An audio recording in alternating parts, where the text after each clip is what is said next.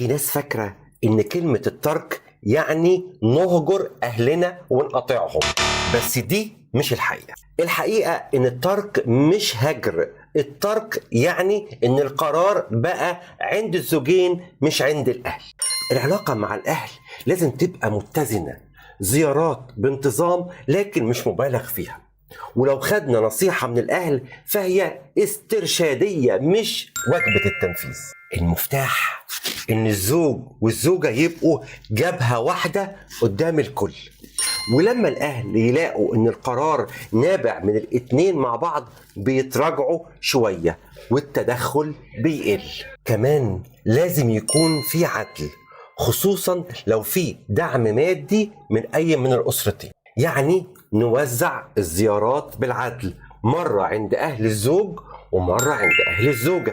حتى في الأعياد أو المصايف لازم تبقى متقسمة بوضوح، والتوازن والعدل هنا بيجنب مشاكل كتيرة ممكن تهد الأسرة الجديدة. لو معرفناش نطبق فلسفة الترك صح هتفضل الأزمات العائلية شغالة ونورثها للأجيال اللي بعدينا. وانت شايف ايه؟ العدل في الزيارات والمناسبات فعلا بيقلل من تدخل الأهل؟ اكتب لي رأيك في الكومنت، وما تنساش تعمل لايك وشير عشان غيرك يستفيد.